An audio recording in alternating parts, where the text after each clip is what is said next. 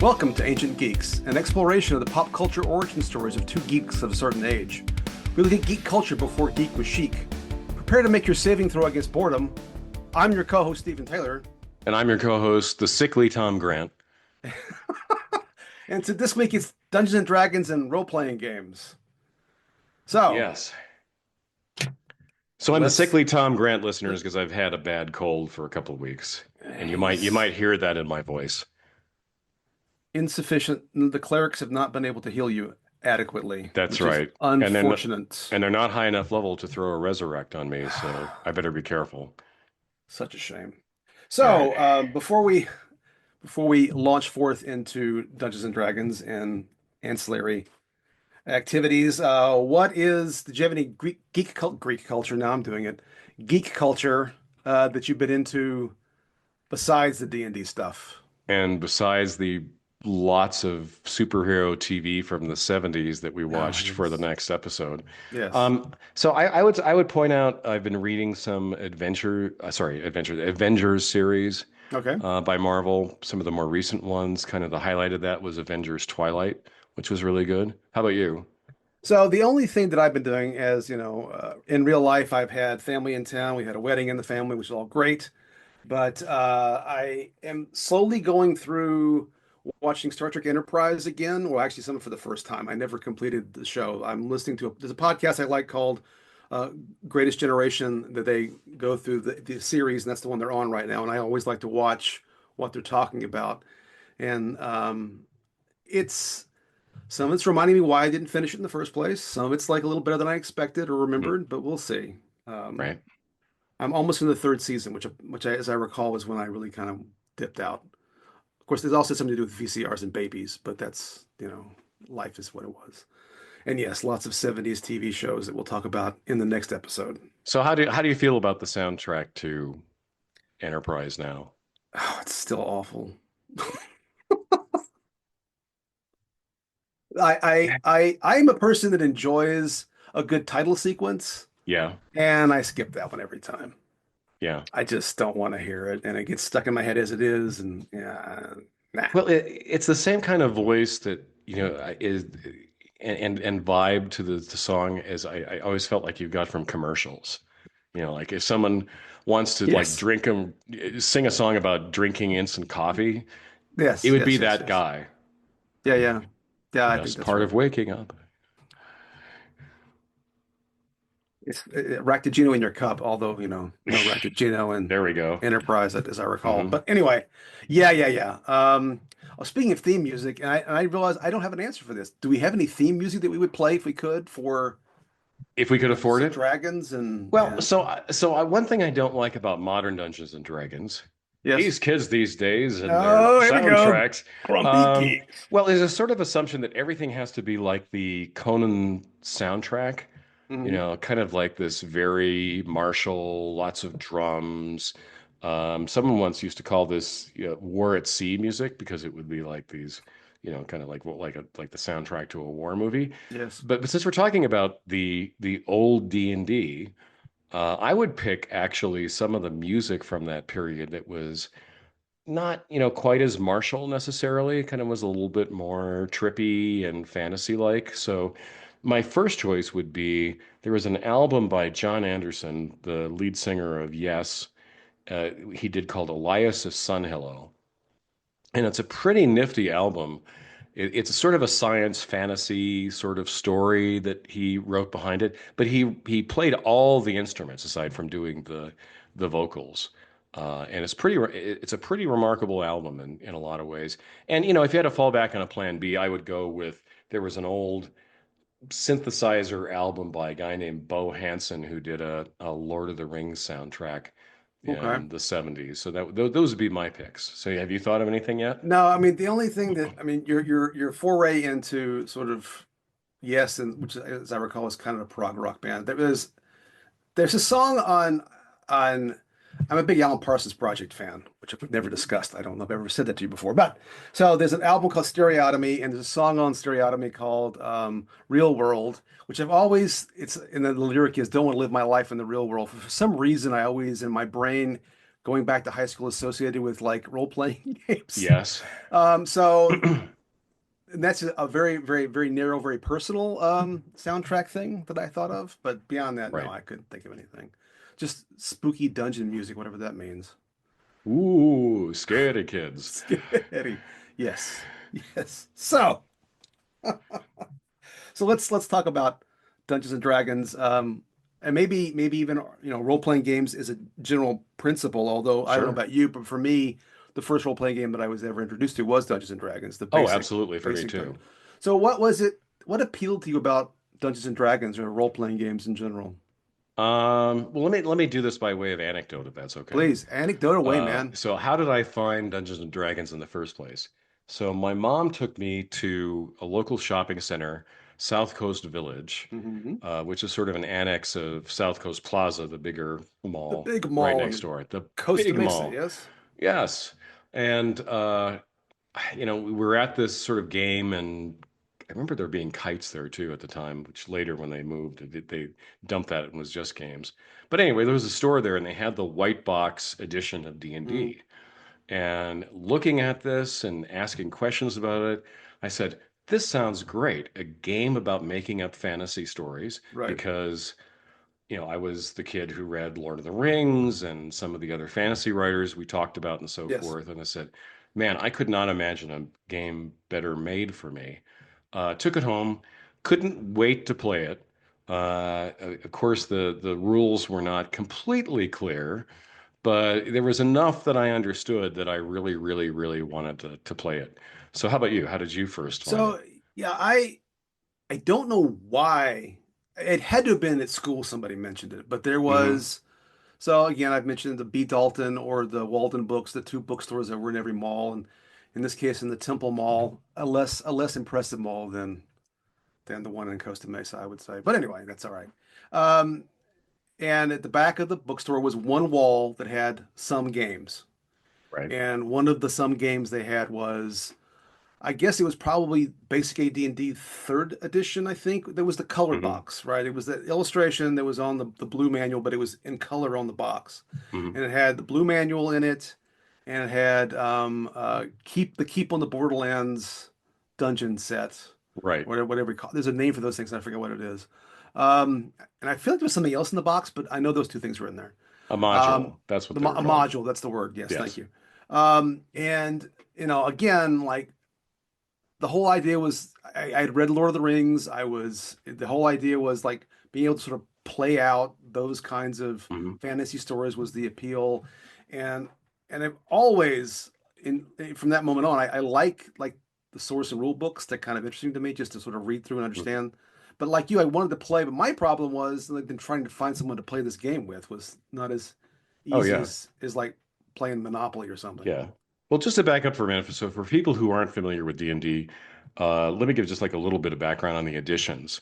So the original edition, the one I was talking about before, the white box edition, had three booklets in it, and it was published by Tactical Studies Research, or TSR, the TSR, yeah. company from Lake Geneva, Wisconsin. Um, the original box set later also had some supplements, which we'll talk about, that added rules and monsters and so forth. But it was a complete game in and of itself in the original box. And then what you were talking about was, some years later, they decided to come up with a simplified set of rules than what became Advanced Dungeons and Dragons. It was better organized, better written. Right. It was still a complete game in a box, but it sort of implied that there was more to be done with the Yes, game yes. beyond what you got in that one box.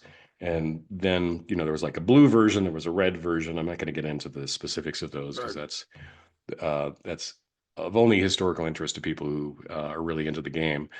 And then also, as I mentioned, there was this advanced version that came out, which was hardback rules instead of little pamphlet Yes. kind of rule books. There were again three books. This became sort of a norm for role playing games that you'd have three books. One would be kind of pointed towards the players, everything that they needed to know in order to play the game. One that was the the monster manual that had all the weird and dangerous creatures, and then some piece of supplemental advice and rules that characters would never care about, players wouldn't ever care about for their characters, which was more the dungeon master guide or the Mhm. referee's guide or whatever you called it in some other systems.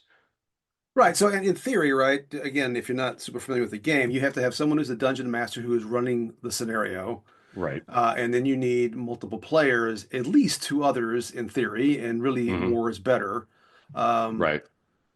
and but again, and then you would go through a scenario, use dice. There's certain rules. Your characters, you have create characters using these dice to have certain attributes, who then in certain tools, swords, magic wands, whatever the case may be, different classes of characters, fighters and magic users and thieves and clerics, and they would go out and venture and basically raid a dungeon and steal stuff because that's Right. the way that works. Yeah, and And we yeah, got started, we being the group of friends I had, because we'd already been playing other games. hmm I was into historical war games, so from companies like Avalon Hill and SPI, and we played, a number of multiplayer games from those publishers and a few others. So like Kingmaker was a hmm big favorite in our group. So it wasn't a hard transition to do D&D from there. We didn't all have the rules. We didn't use all the rules. right, That was something that we immediately saw as your game may vary sort of ethos, that it didn't necessarily need to have some sort of fidelity to all the rules. Like, why aren't you using the encumbrance rules? There was always these right, rules right, about right. Yes, carrying around a bunch of stuff, like how much could you carry before you collapse from exhaustion? Um, when we hit ambiguities in the rules or disagreement in the rules, we kind of just, understood that it was more fun to make a decision and move on than it was right. to kind of continue to spin on those things. So it was a great starter group of friends, and other things I think that were noteworthy at the time, there wasn't a background. Like later, it was a big deal for Right. role-playing games in general to have these fantasy or science fiction, pulp, whatever the genre was, worlds, hmm where that you would get something like the Silmarillion for Lord of the Rings, this sort of description of the deep Right. history and all the maps and different factions and cities and so forth. That didn't exist at the time we're talking about. No, And it was weirdly not something we really worried about, because the motif of the game was, all right, you're going to be kind of stumbling around in the wilderness and getting into trouble, or you're going to be creeping around in some underground labyrinth and getting into trouble. But you didn't need a backstory for that. You just kind of had your scenario that you created and as the DM, and then the players ran through that's it. right.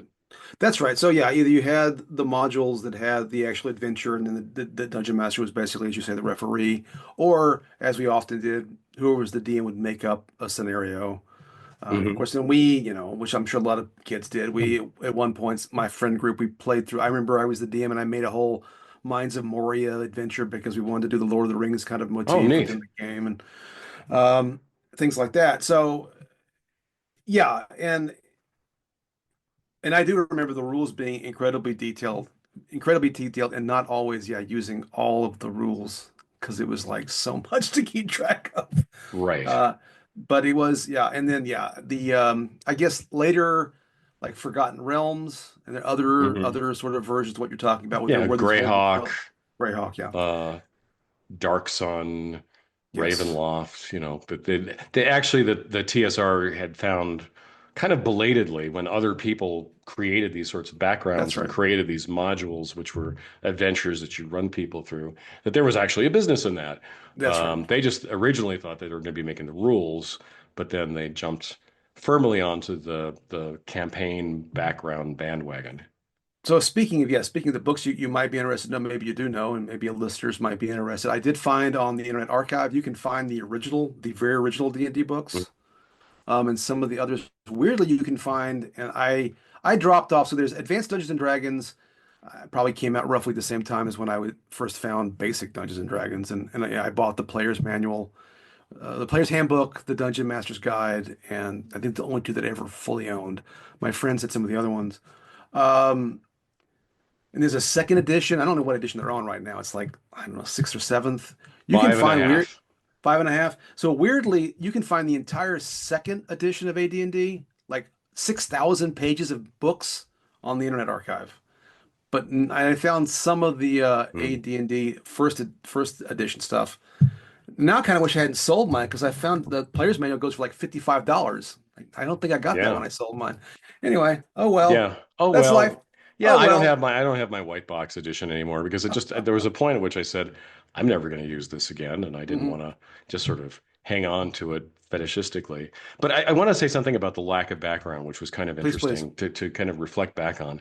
So there were these conventions of the game where you would get together as a group and you had sometimes, you'd have an excuse for that. You'd get together at a tavern and kind of the joke was over the years, there was always a mysterious stranger who would come in who'd have some mission for you that involved Yes. spelunking in some dark place. And there was like some place implied that you would go to buy equipment or sell things that you had, Hmm. um, but it was all purely functional. It Yes. wasn't really that you needed to have that fleshed out at all.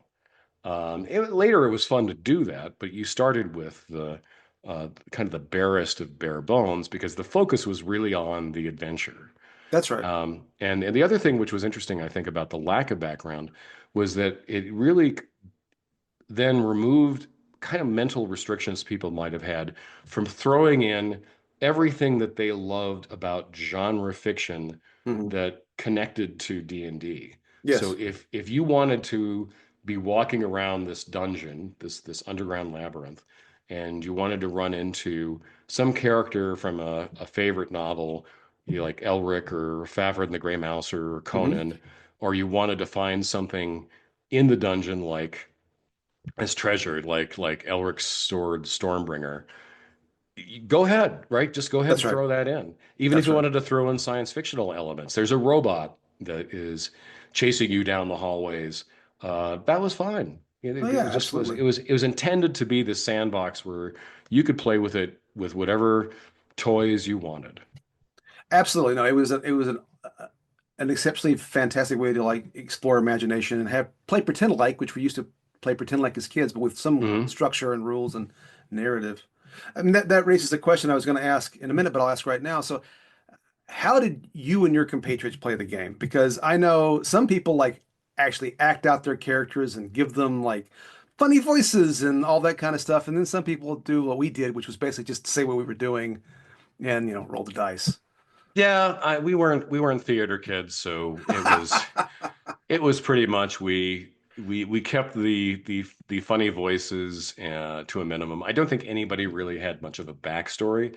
Right. Later with a lot of people in role playing, that became something that they really Yes, enjoyed it doing did. was Yes. writing 5 pages about the character before the moment when they appear on stage in the game. But it was, I rolled up a new, elven magician, and his name is Furboard, or whatever sort of fantasy sounding name that you wanted to come up with, and that was about it.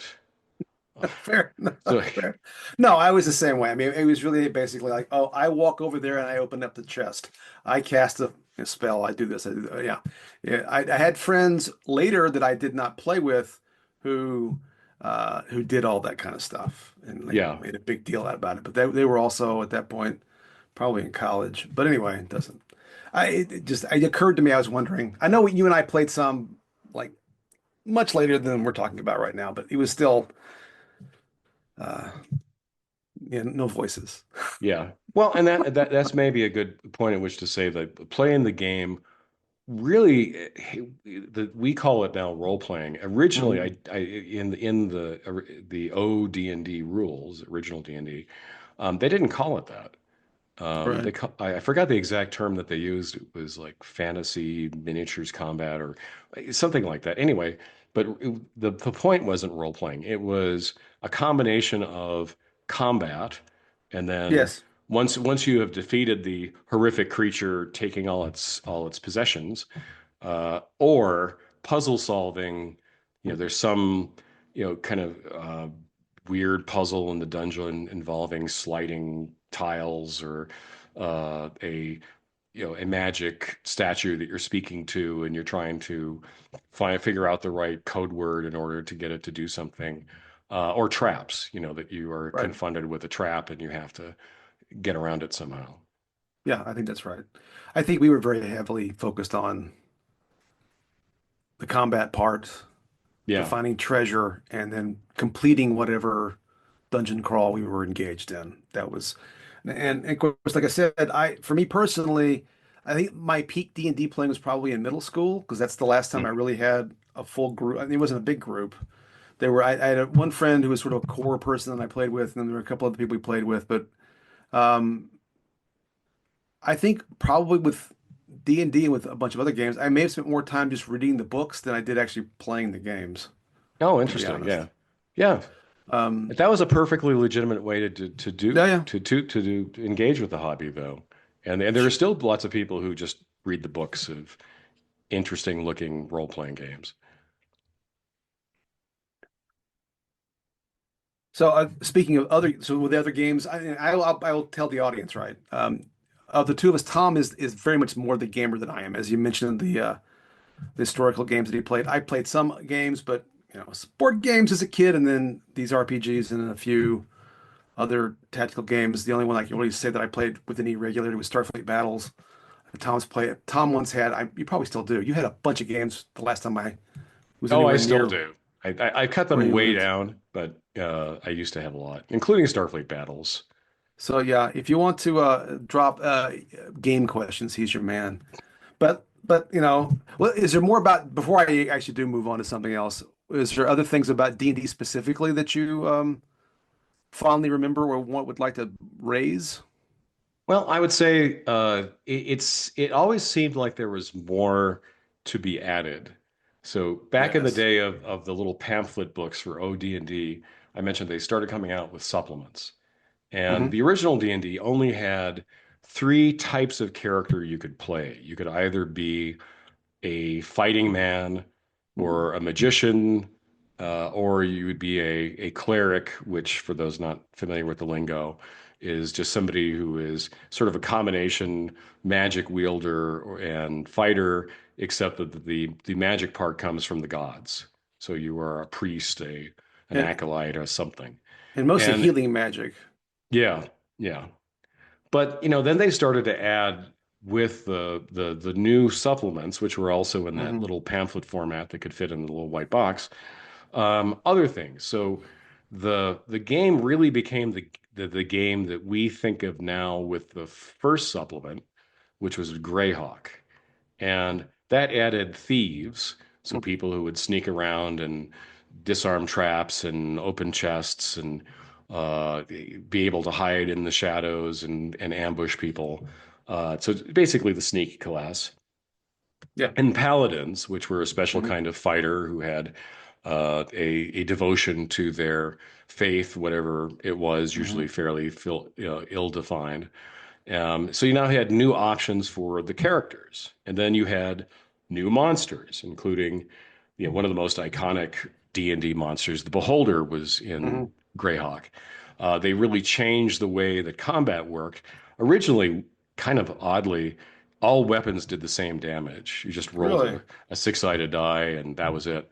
They started with Greyhawk. They added damage by weapon type and uh, also damaged by monster type. So the monsters had different types of attacks, and that's when all of it, like the multi-sided dice, became really Right. important because oh, I went from this knife I have, which is a mere four-sided die, I can only do 1 through 4 points of damage, to my new shiny sword, which does 1 through 8 points of damage, and I roll an eight-sided die.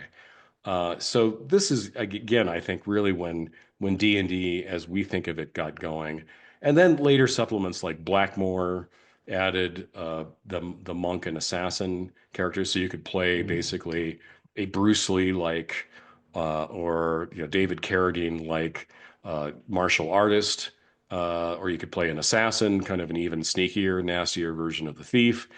Again, more monsters, rules for situations that maybe you hadn't thought of, like for example, having combat underwater. But there you go, that maybe that's a fun thing to do in your next adventure. More treasure, and that was also the first time they put in an adventure in one of the TSR publications. So other things they did, they added more options with some of the other little books like psionics, which was something we never Yes. used. Druids as a new character class. They added demons and devils, later leading to the Satanic Panic. Um, Yeah. they had Yes. a supplement that was trying to then flesh out, well, who are these gods that the clerics are beholden to? So they had like the Egyptian pantheon and the Greek pantheon done as if they were characters or monsters, which was kind of weird. Yes. And a bit of a mistake, I always thought. I don't think we ever used anything out of that book.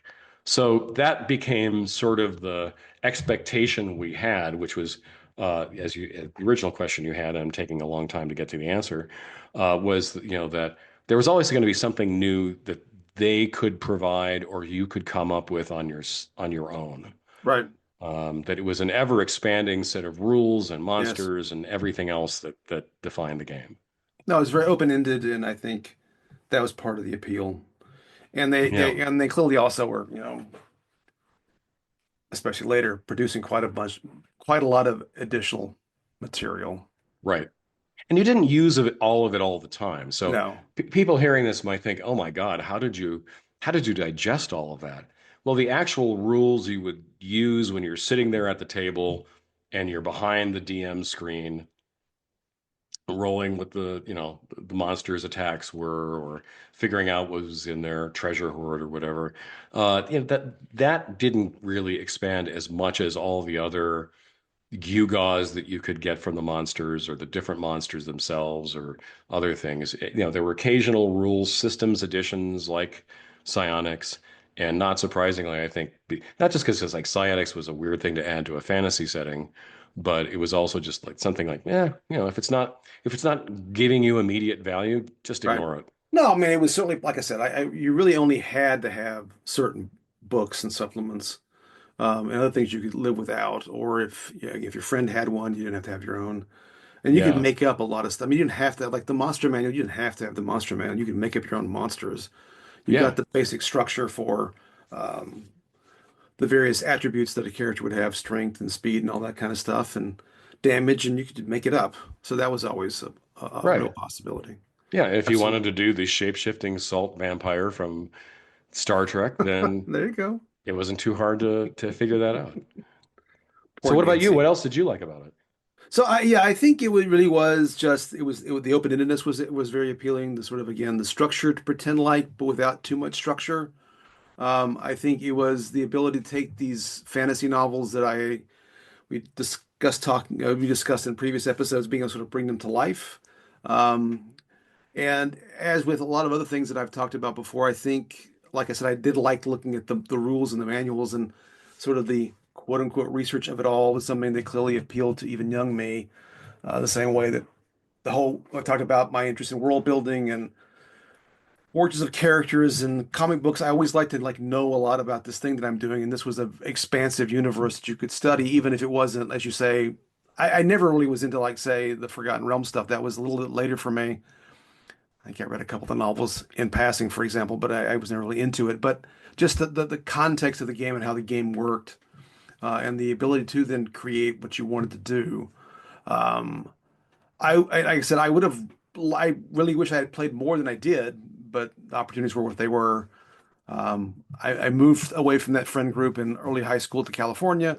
I did meet some people later that played some RPGs, but never really got involved in a group in high school. Mm. And then, part-time jobs and steady girlfriends and stuff made playing D&D unlikely. Right. Really, I played it more and all the stuff you've talked about, really, it manifests as computer games for me more than it does actual sit down. But that's actually outside of the scope of what we tend to talk about because that really was, for me, that was college. But even I mean, before college, some of the video games that emerged were like playing Zork. Zork was a way to play D&D by yourself, kind of, right? Right. Right. in a very rudimentary kind of way. Yeah. In some ways, so the way we play D&D, like I go over here, I walk over here, I pick this up, I attack that guy, and move on. This whole dungeon crawler genre from the very beginnings to later. Right. And eventually story did come to be a big part of the appeal. I Hmm. mean, as you know, as we've been saying, it wasn't there in our original experiences, but eventually you could see the value for it. And the company I think that's responsible for some of that, which is not TSR, was one of the many people out there who saw a business opportunity to write adventures and create settings. And it was the name of the company was the Judges Guild. Okay. And for me, I mean, I'm sure it's different for other people, but for me, what was really a revelation was they published something called the City State of the Invincible Overlord, Okay. which was exactly what it sounds like. It was a city that they had designed Hmm. that they populated with characters and places that were a little dungeon like you could encounter and so forth. But anyway, it was a setting. There wasn't Right. like a big background behind it. It wasn't like this was in some fantasy setting with a big backstory and a history and so forth. Anyway, nothing like that.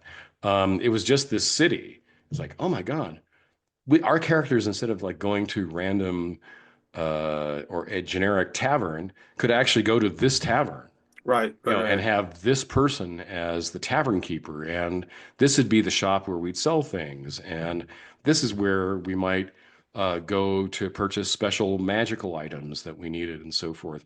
And then that suggested a lot more story. And around the same time, they and others were publishing scenarios, modules, call them what you will, and TSR started to do that. It became almost in some ways a different game that there Right. was you did kind of care about your character's backstory and personality and so forth a little bit more because there was a world that they belonged to, however sketchily defined, that he Right. interacted with. Yeah, I that's interesting. I really hadn't thought about it. I think because I entered into this a little later than you did. I think some of what you're describing was already there. Mhm. Obviously, some of the modules that you talked about had already been integrated into the basic rules, and definitely were in the AD&D rules that we rapidly. I mean, I don't know how long it was between the time I got the box set and the time that I got one of the hardcovers, but it wasn't very long. And we played AD&D and not D&D at that point. So yeah, there was this since it was kind of a not a world like again like the Forgotten Realms, but some kind of world that you were existing in that was appealing.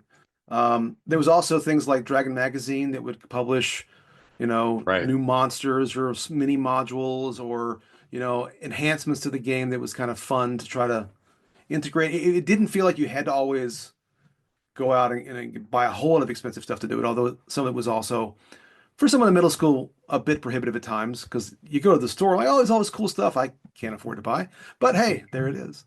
Right. So yeah, there was that whole open world to it all that was very appealing. Yeah. So around that time, since we were talking about like what we liked, around that time when the kind of the more story-driven elements were added, there was a little bit more role playing that Hmm. was implied or encouraged, whatever. I made a call to Hour 25 Ah, yes, to tell the hosts about this game Dungeons and Dragons.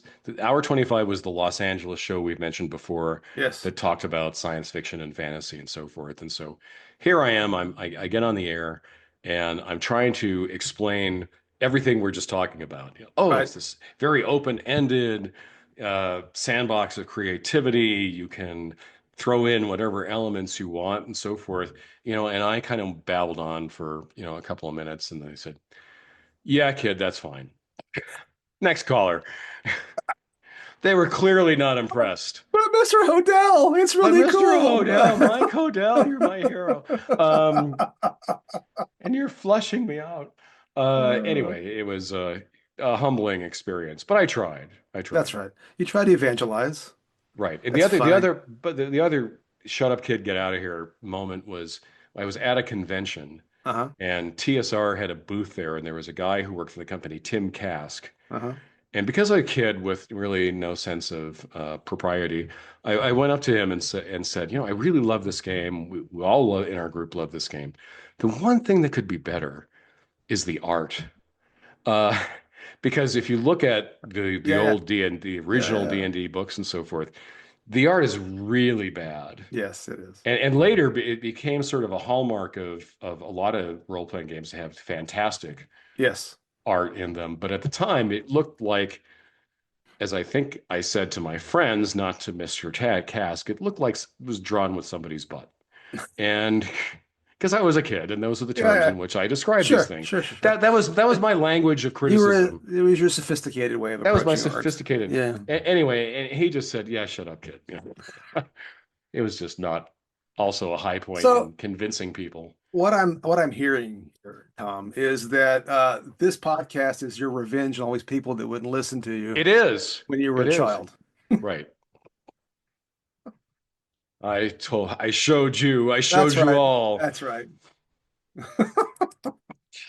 Anyway, But the interesting thing I put in my notes here also yes, that I realized I wanted to say was, and this is true of role-playing games in general, I think, is board games were very constrained. yes, There was a set of rules you had to follow, and only often a single scenario, even if it was as big as playing out all of World War II, it was just a single scenario that you played that's right. out. And this was open-ended in a lot of ways, including just having a lot of confidence in inventing rules on the fly that you needed Mhm. for things, or deciding not to use some of the official Right. rules, or coming up with your own adventures, um, inventing a new kind of character and trying it out, the kind of thing that you wouldn't play before. So I think the original D&D, and to some extent the first edition called Advanced Dungeons and Dragons, kind of taught me a lot of self-reliance as a Yeah, gamer. that's a good point. You're right because a board game is literally you're bound by space Yes, and you're bound by this specific scenario and the very specific winning and losing parameters the game provides. right. Some are more wide open than others, granted, but still, it is still very prescribed in a way that a role-playing game is not. Right. You can't, Um, imagine playing a game about the Battle of the Bulge and then saying to your opponent, it'd be fun as if Godzilla were here. What if Godzilla had intervened in the Battle of the Bulge? yeah, I was just thinking about yeah that. Well, there you go. I was just thinking about maybe something a little less fantastic, like well, instead of bombing Pearl Harbor, they have bombed Los Angeles. But if you want to Yeah. put Godzilla in, that's cool too. Yeah. Yes. No, you're right. You can't, you do all kinds of things you could do that you can't. It's the whole alternate history, alternate reality stuff, multiversal approach to things that you just can't do with a board game. Right. Yeah. Um, did you ever play with miniatures? Oh, yes, definitely. I'm glad we're going to talk about miniatures. So that was one of the other fun elements to I think a different extent for different people. Like everybody loved having miniatures. Hmm. So miniatures, for those who don't know, are these little figurines, usually painted, Yes. that you would plunk down on the battle map, whatever the Hmm. representation was of, where you were having this big rumble with the monsters or bad guys or whatever. And it was fun for a lot of people to just paint the miniatures. I mean, that Yes. became I did almost a that, yeah. sub hobby. I was less of a miniature painter and was always happy if somebody else could do that work for me. But it was always fun because you not only would have situations where you're fighting a new monster you'd never encountered before, and who knows what this creature is capable of and how dangerous it is, but then also there was a figure for it. Mm. So it was like, and now you see this, and out comes this thing with eight heads and uh, it has a snake body and so forth. Anyway, and it's like, oh my God, what the hell is that? Hmm. Um, Later in life, I became less enamored of miniatures. I kind of became a more what's called theater of the mind sort of role player. But at the It's time, cheaper. miniatures, exactly. Miniatures were the coolest. So you Yeah. were big into miniatures. We were I was I wanted to be bigger than I was. Like so many things, my pocketbook was a restraint on how much of this I could actually Yep. do. I had done I for a while I had been into building models, like whether it was aircraft carriers or airplanes Mhm. or spaceships. And so I had the paints and I did buy some miniatures and paint them. I had some for a very long time. I think I finally got rid of them. I never had a ton of them because again, it was an expense. It was always something that always we played some with it. We didn't have a lot. It was always like, yeah, it would be so much cooler if we had a bunch of them to play with, but we never quite got to Yeah. that point. Yeah. But I did like the idea of them, and sort of this representation of your character and going into battle and all that sort of stuff. So yeah, that was something that we at least dabbled in. But again, I feel like in some ways I dabbled in all of this and never quite fully realized as much as I could have, either because of lack of enough players or money to buy all the stuff that I wanted to use. But that's the way that goes. Yeah.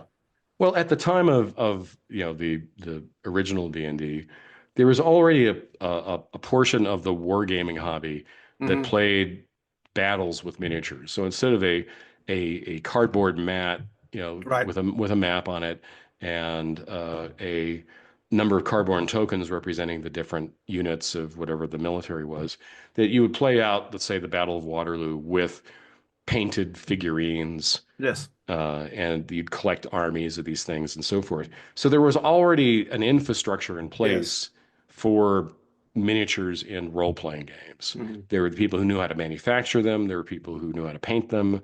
It was all already there, even though it was brand new to probably most people playing D&D. It was already there, and there were also, interestingly, like a lot of different companies that started making miniatures at this Yes. time for the first time. Again, building on expertise that was already there. And there were some of them that were okay, that would be sort of your go-to if you just wanted to have like a set of figures that you could use for your different player characters. Some of them were like the one company in particular, Ral Partha, Hmm. produced Yes. really nice miniatures Yes, they did. that really kind of stood out the quality of the little figurines, the workmanship that went into making them look nice. You could have held me upside down over a volcano. I had not been able to conjure that name. But yes, I now that you say it out loud, I Yeah. remember it. Yes. And I think, in fact, probably the specific AD&D miniatures that I had were from that company. Hmm.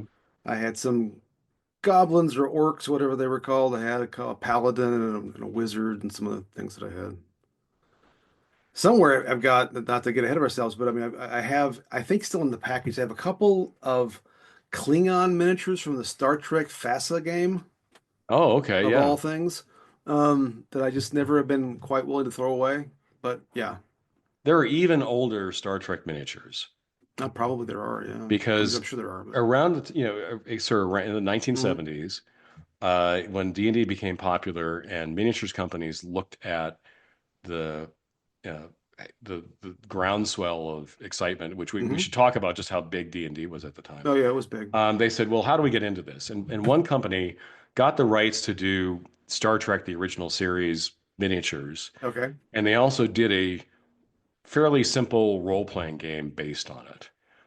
So I used to have these things again, one of lost in many purges over the years, but they had Federation, Mhm. Klingons. Mhm. I think they even had Kazinti from the Oh animated series. wow. Oh. But anyway, we played that a couple of times, and we had someone who had never played a role-playing game before, and she really was not, obviously, clicking with the concept quite yet. And so you're in this dangerous situation, and somebody said, "Martha, fire your phaser." And so she like literally like took her hand with an invisible phaser in it and kind of leaned across the table. It's like, no, no, no, no. See those dice over there? So I have a couple of generic questions, but anything else about D&D you want to talk about? AD&D was great. It Hmm. was a really good transition. That's when they really, I think, went into overdrive, not just on interesting rule books. They didn't go as nuts as they did with AD&D second edition. Oh, they went, yeah, crazy nuts. With all kinds of books Like that one whole book for one character class. exactly right. Nothing like that. But they came out with a lot of the classic adventures, Hmm. and they were serious enough in some ways, to kind of make, kind of feel like you're part of an epic story. So like some of the original ones involved a a battle with a series of nasty giants, different types of giants, Mhm. hill giants, fire giants, ice giants. And anyway, so there's this extended campaign kind of fighting these guys. And then you find out at the end, oh, there's even someone worse pulling the strings behind the scenes. So there was like a really a lot of good scenarios that they came up with at this time. That sounds familiar. Was there was a series of modules, right, for each of the kinds of giants you fought or something Right. like There that? was There was one like, module each for the type of, I think there were yeah. three. There were three, one I don't know that I giant ever type played all each. of them, but I know I played Right. some of them. Yeah. And then they also had the other things which were kind of just sort of fun. I wouldn't say they were unserious, but they were playing around a little bit more Right. than just sort of the standard fantasy epic trope. So the expedition to the barrier peaks was the one where the characters find a spaceship and it's a Yes. bunch Yes. of dullards from a fantasy world who then don't know what they're looking at, Yes. and they pick up something like a laser pistol and Yes. you're just trying to not blow your head off with it. We played that one. Mm. There was there was one I tried to find it actually a couple of weeks ago and I couldn't quite. It wasn't Dragon, it was a different magazine. There was a Monty Python and the Holy Grail module for Oh, AD&D. fun. I don't Yeah. remember that. That's great. Yeah, yeah. But I kind of I couldn't quite find it. But I found references to it, so I didn't dream it up, but I couldn't actually find the actual. It's funny, there's a lot of stuff you can really find on the internet that is, like I said, like the player's manual, you can find that, but player's handbook, but you can't find other things. It's Mhm. um, but anyway. Um, so like you mentioned Satanic Panic. I thought I would at least touch on that. Okay. So did you have an experience with that issue No, never ran as into it that. pertained to D&D? Yeah. No. I mean, there were people that I knew who thought it was a little weird. I would also say that D&D strikes me, and we talk about levels of geekiness. D&D, I think, is like way up there, Oh right? I yeah. don't know. Oh Certainly, my yeah. experience, we were the weirdos that played that weird game, I think, Hmm. in middle school. Yeah, There it was was very definitely more hard to than, explain to some people about it. Like a lot of yes. my friends in school at the time were very open to it, but they also knew me and they Mhm. also were interested to varying extents in the same things that I were. So I was. So anyway, it was not a hard sell with them, but it wasn't like you go to your relatives for Thanksgiving and you say, "Look at this copy of Expedition to the Barrier Peaks. Isn't this cool?" Uh, I do remember that. What was it called? I should look this up. I just had the memory of this that Tom Hanks movie oh yes. where it was basically playing role-playing Hmm. games leading to very bad things happening to you. Right. Losing your mind. Yes, yes. Yeah. The madness, the madness. Anyway, were there other? We could probably spend a whole lot of time talking about this, but I thought I'd bring it up for a moment as we get toward probably the end of this episode. Were there other RPGs that you were particularly enamored of, or that stick in your mind from that period of Yeah, time? in the early days, so there was Tunnels and Trolls, Okay. which was a very different sort of system. And really, I wound up playing that mostly. They had lots of solitaire adventures, sort of like choose your own adventure books, but Right, with right. rules that you would then, if you had to get out of a dangerous situation or fight a creature or whatever, they would come into play. Um, I think there were some science fiction ones that came out right Yes. away. There was one from the same company that did Tunnels and Trolls Starfaring, which was, tried it out once, was okay. But the one that really got me was first Metamorphosis Alpha, which Okay. That one also I'm came not from familiar with. TSR, where you were on this spaceship with a gigantic spaceship with different populations of people who Hmm. had been separated. And then there was a terrible accident, and the ship got irradiated, and nobody knows they're on a spaceship. Some are pure strain humans. Some of the characters are going to be mutants. Hmm. Some of them are going to be mutant humans or mutant animals. Hmm. Some of them will be robots. Anyway, it was a really fun setting. And they did another game after that, Gamma World, which was set on a post-apocalypse Earth. Yes. It's basically the same idea. Those were a ton of fun at the time. I know we played Gamma World. I was thinking that was a TSR game, but it wasn't. Yeah, it was. Yeah. Okay, okay, Yeah. okay. I was okay. And yeah, talking about science fiction games, we both have it on notes. Traveler. I remember we played Right. Traveler some. That was Yeah. fun. Traveler was one. Kind of build your spaceship and become a trader and all that kind of stuff. Hmm. We had the Star Trek game, which was I like. Again, I liked the source book and Yep. we played it some, all not a ton. Again, at that point, it was like two of us. It's always hard to play a role play game with two people. Hmm. It's not, it can be done, but it's not as much fun. Um, I I couldn't remember. Maybe you can help me remember. There was a spy game. Top Do you remember? Secret. That's it. How could I not remember Top Secret? We played Top Secret. Um, and then there were the various superhero games, Champions, Yeah. and then Marvel superhero game that came out later. Of course, there were the various GURPS games, the General. I can't remember what it stands for now. Generic Universal Role Role-Playing playing System. system. Yeah, Steve Jackson games. Yeah. But I had a special place in my heart for the precursor of that. Okay. So when I was in high school, we'd sit around at lunch and we'd play different games. And one of them was Melee, and then there Okay. was its follow-on Wizard, which you could Right. basic that was basically one game.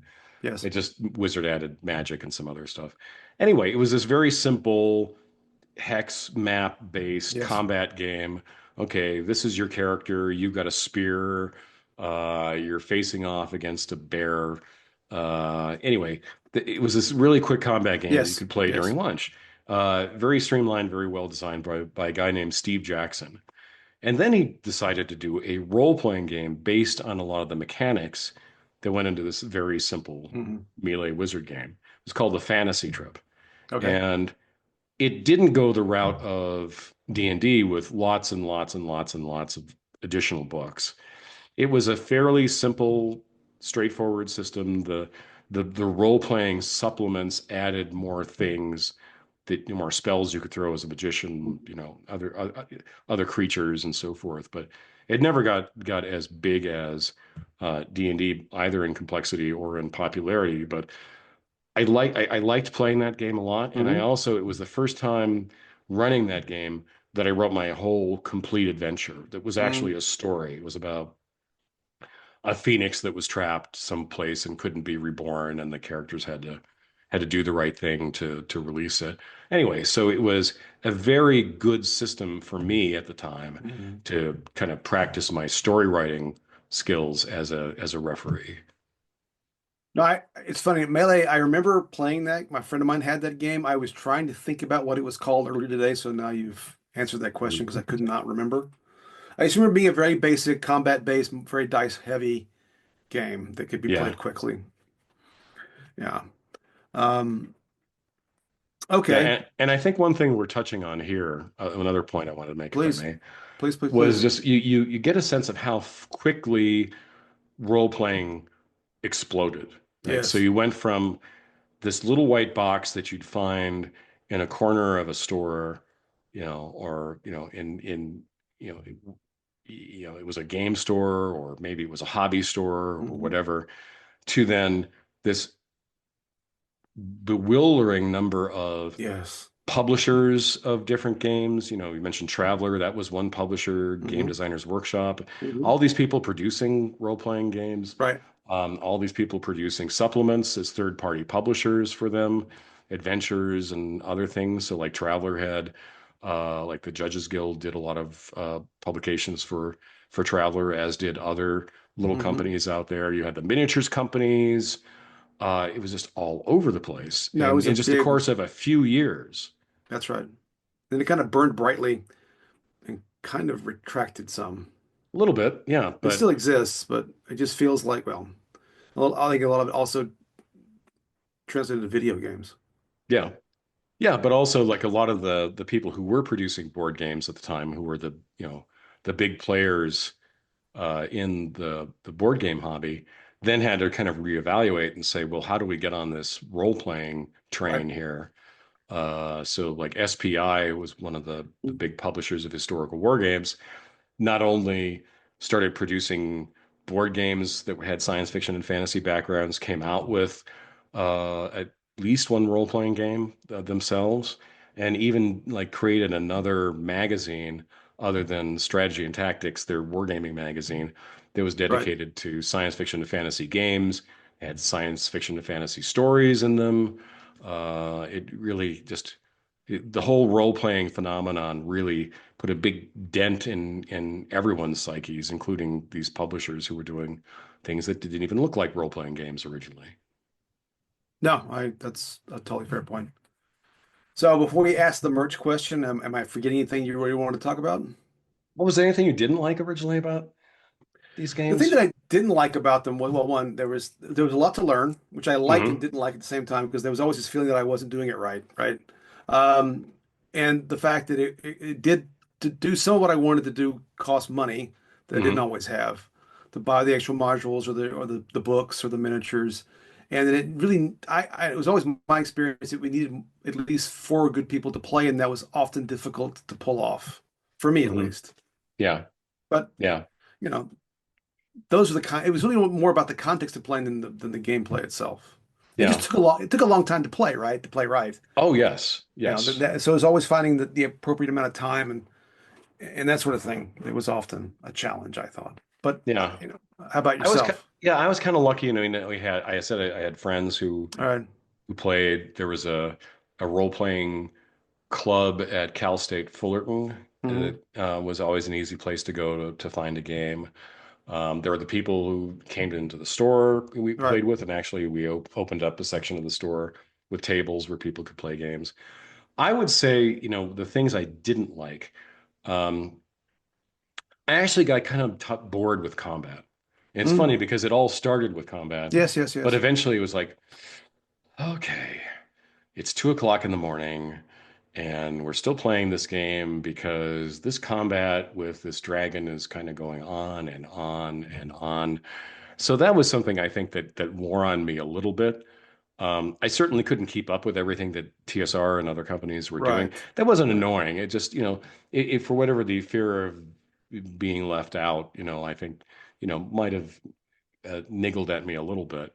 I would say probably the most annoying thing was when people started to role play Mm. and they were very bad at it. Right. Fair That enough. was annoying. Lot of privies. Um, say It, there, tapsman, hoist a tankard for me. That kind of stuff got a well, little. there was also the rules lawyers, right?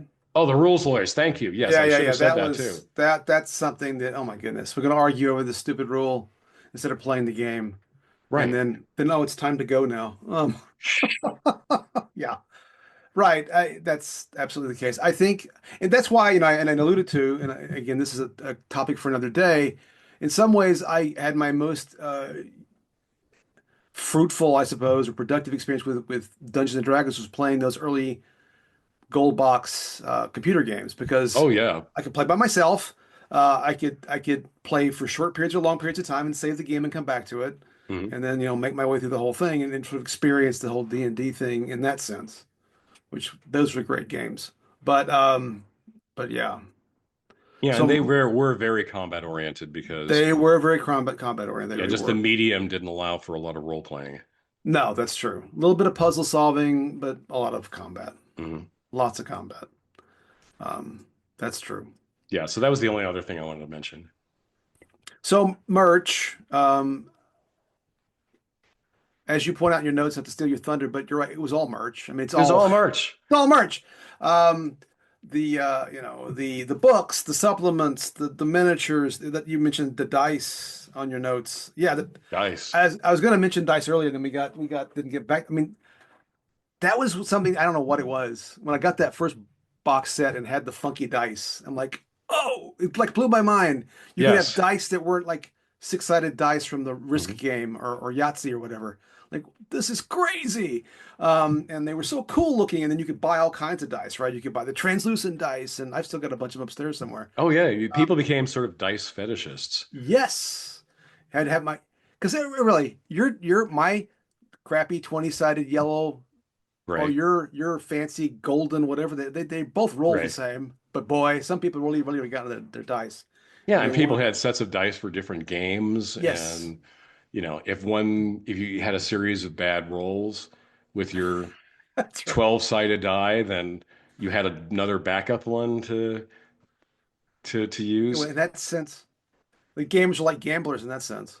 I know, yeah. It's kind of funny to Blow on these. No, yeah, it's crazy. express how dice centric some people got. Oh, very much so. You can spend a lot of money on dice. Yeah. Yeah, there was not so yeah, so that was the kind of merch you could add Yeah. on nicer things, like Yes, a nice bag to put your dice in, that's or right. a cup in which to roll the dice. But Yes, there wasn't, a lot of like official merch. Like right. I don't think I ever even owned a TSR t-shirt. No, I didn't know that Um, existed.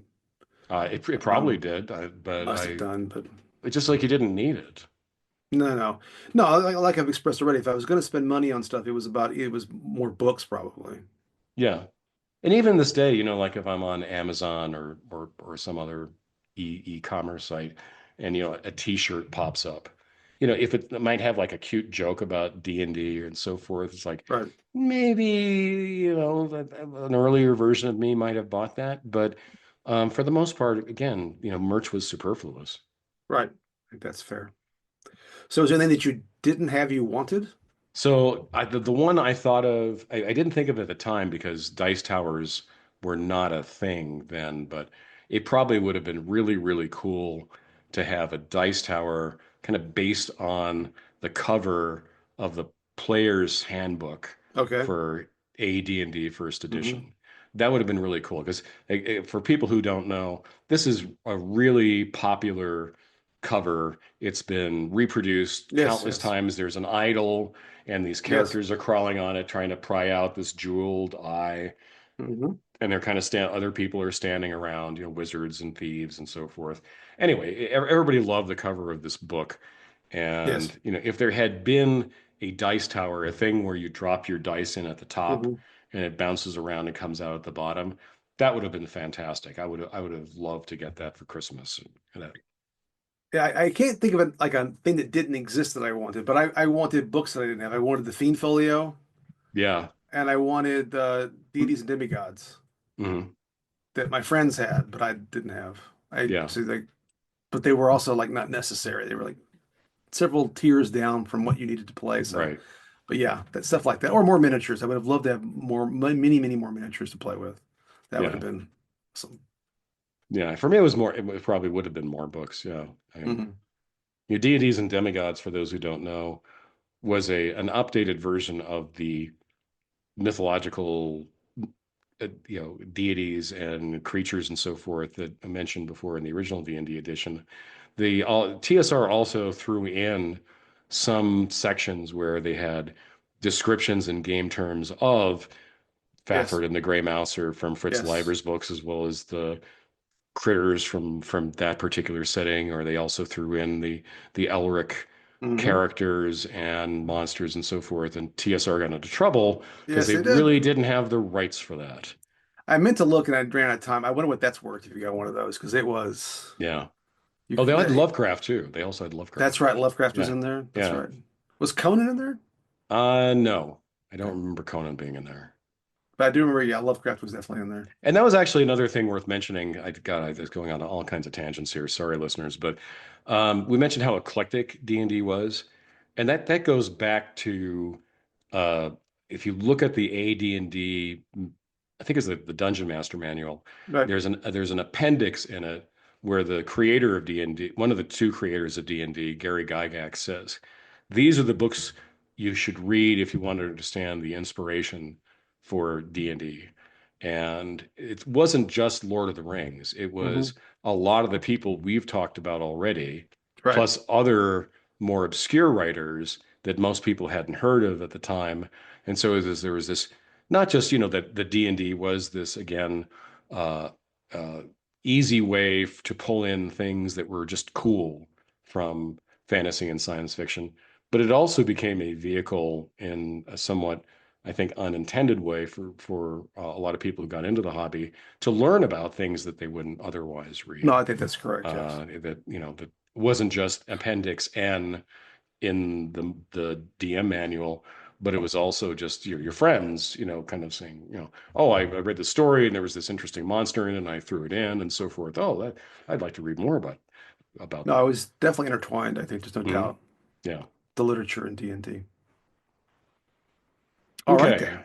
I think we've come to a close on this week's episode about D&D and role-playing It's games. 3 o'clock in the morning. The beholder has been defeated. All the pizza has been eaten. Avoid the gelatinous cube Yes. and let's And don't head even go home. near the rust monster. That's right. Listeners, we thank you for listening and we'll see you next week. See you next time.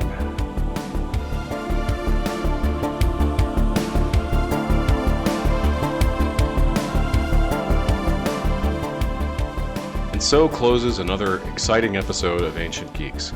Thanks for listening. A quick shout out to William and Jean, friends from back in the day when I first started playing Dungeons and Dragons. I always appreciate your support during these formative D&D years. You can always find us on the podcast service of your choice, Apple Podcasts, Spotify, you name it. Please subscribe and please leave us a review. Reviews are not only welcome feedback, but they help people find this relatively new podcast that needs help in people finding it. If you have words for us, kind or otherwise, contact us directly at someancientgeeks@gmail.com. You can also find us on Reddit, Facebook, Blue Sky, and other social media outlets. All content copyright 2025, Tom Grant and Stephen Taylor. Music by Reversed Image, whom you can find on Pixabay. See you next time.